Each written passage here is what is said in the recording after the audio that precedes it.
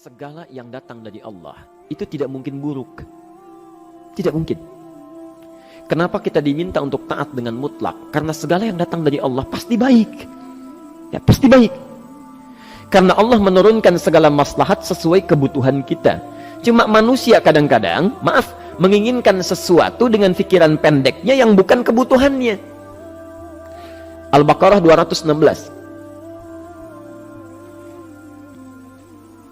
Agak pelan-pelan kita ya.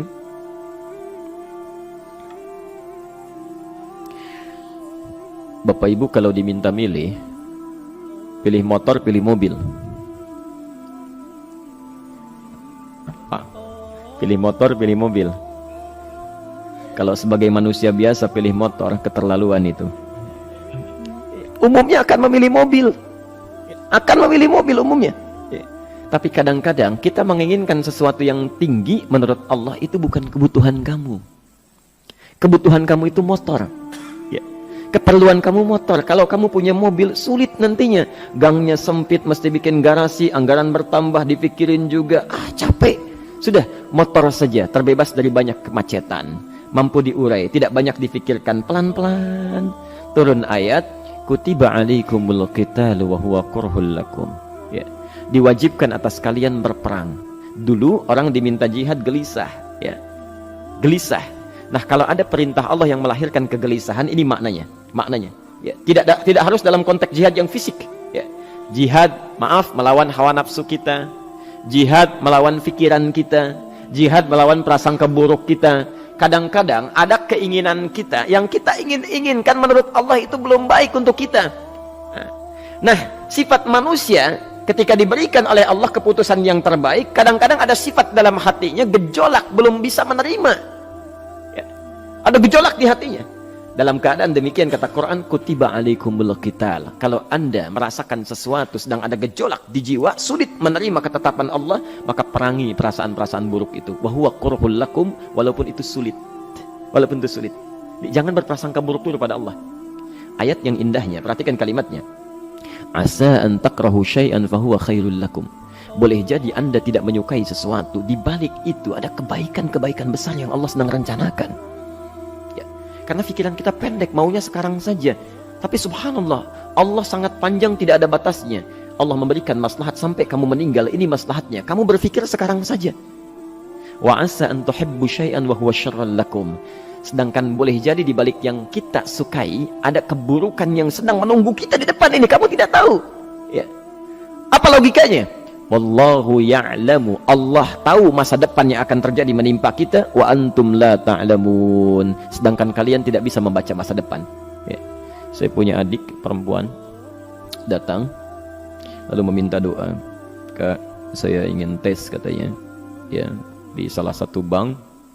Kemudian sudah pada tahap akhir yang menurut hitung-hitungan manusia dan perkiraannya insya Allah lulus, karena tidak ada alasan apa-apa lagi untuk tidak meluluskan. Baik, bismillah kita berdoa, tapi doa kita seperti dibimbing oleh Quran, tidak minta dunia saja ya. Jadi dunia baik, Al-Baqarah 201, Rabbana atina fid dunya wa fil akhirah ya.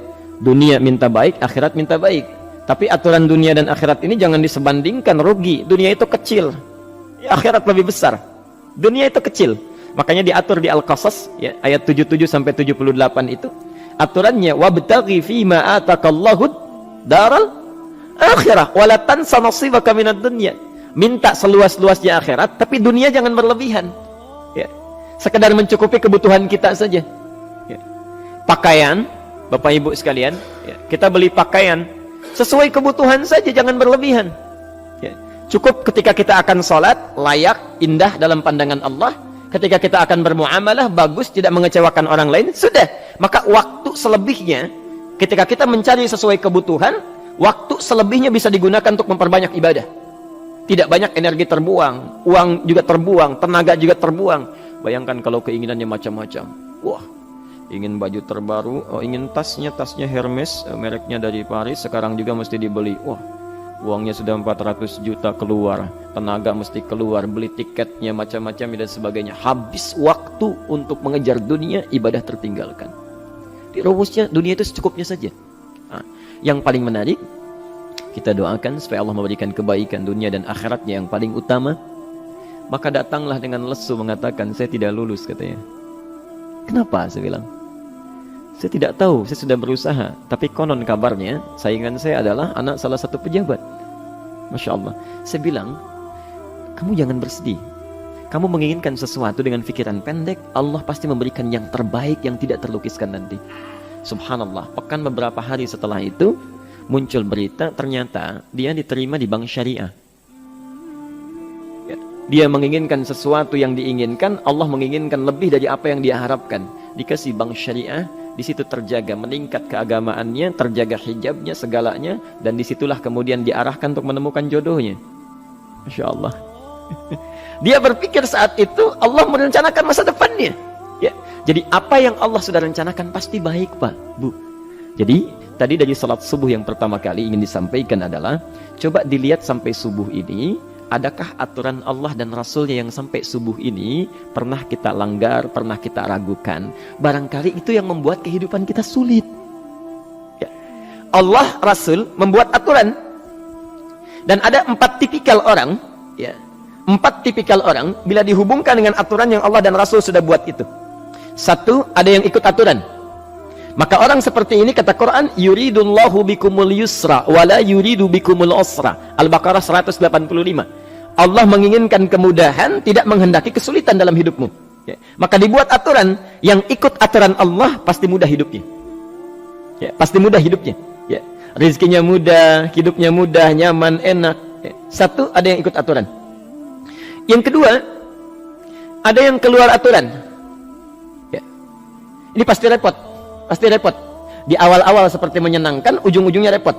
Allah bilang, jujur, jangan berdusta. Kalau dusta celaka. Wailul lil mukadzibin. Celaka bagi para pendusta. Dia keluar aturan, dia berdusta.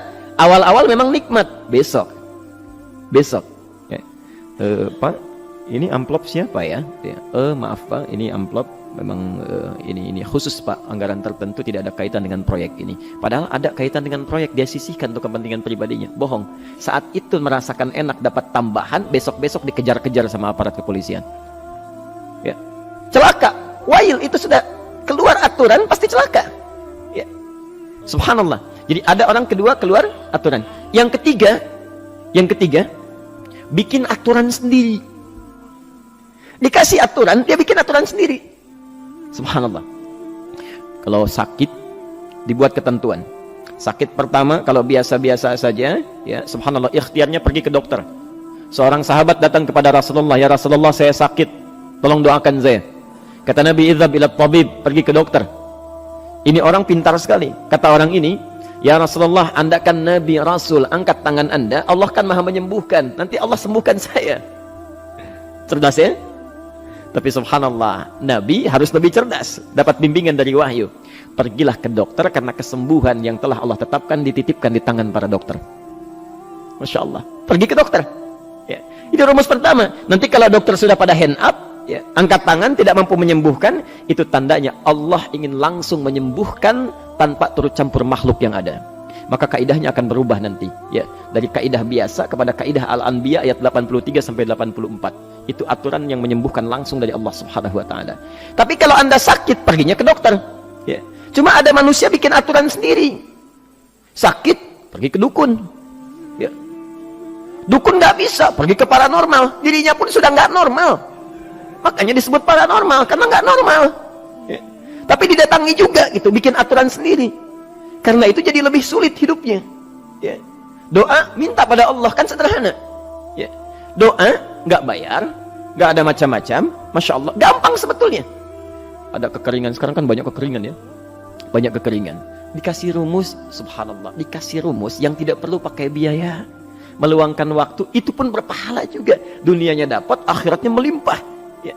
Dikasihlah salat istisqa, masya Allah, tinggal minta, memohon kepada Allah. Salat, mengangkat tangan, mohon pada Allah, subhanallah.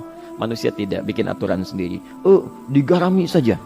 Orang garamin sayur, dia garamin awan. Cari biaya miliaran, terbang pakai pesawat. Kalau Allah tidak berkehendak, ya sudah. Ya. Ayo silahkan, berapa biaya yang mau kamu kumpulkan, tenaga yang kamu kumpulkan, silahkan aja. Ya. Yang ini hujan, bikin kering lagi di sana. Sana hujan, bikin kering lagi di sana. Mau sampai kapan? Dikasih yang gratis tinggal muncul. Cuma manusia bikin aturan sendiri, ya susah hidupnya. Itu yang ketiga. Yang keempat, ada orang nggak mau diatur. Allah bikin aturan, dia nggak mau diatur. Ya, Masya Allah. Ini yang luar biasa. Inilah yang fasik. Fasik itu keluar dari aturan, menyimpang, tidak mau diatur dia. Ya, tidak mau diatur.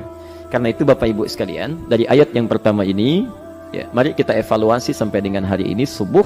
Dari ayatnya memang sederhana, singkat, padat, cuma satu ayat. Tapi meminta kita untuk melihat, sudahkah sampai hari ini taat pada Allah dan Rasulnya? Yang kedua, ketaatan kita apakah selalu ragu atau sudah melahirkan keyakinan yang paripurna? Ya.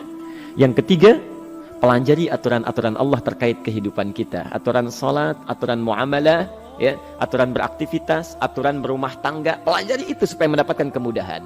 Biasanya kesulitan didapatkan karena kita belum mengenal aturan Allah dan Rasulnya.